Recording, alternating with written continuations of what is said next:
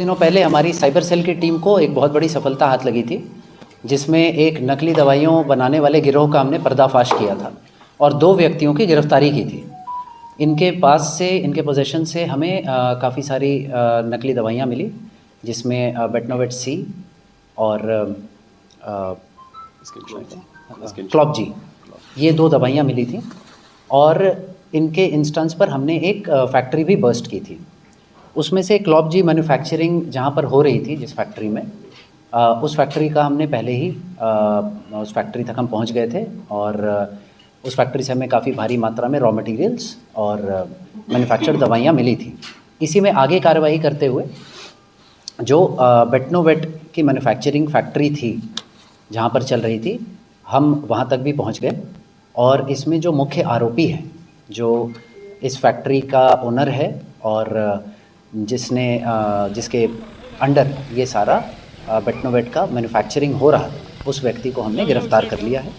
इसका नाम है प्रमोद कुमार गुप्ता, उम्र 67 साल है और ये करीब 1995 से ये काम कर रहा है ये व्यक्ति, और इसके ऊपर पहले का भी एक मुकदमा है 2006 का।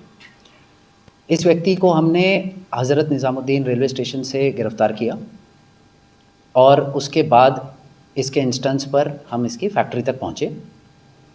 उस फैक्ट्री में हमें काफ़ी भारी मात्रा में रॉ मटेरियल मिला है। आपको बता दूं, करीब 600 किलो स्टेरिक एसिड मिला है, जिससे करीब 50,000 ट्यूब्स बेटनोवेट की बनाई जा सकती हैं।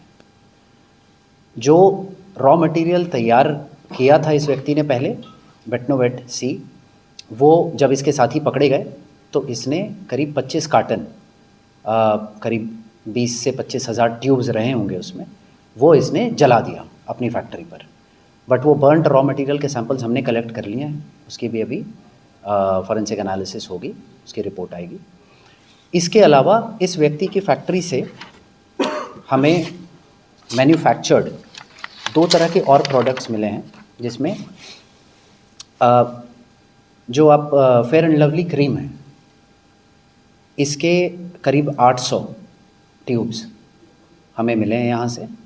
और आपने सुना होगा वीट हेयर रिमूवल क्रीम, इसके भी करीब 750 ट्यूब्स हमें रेडीमेड यहाँ से मिले हैं।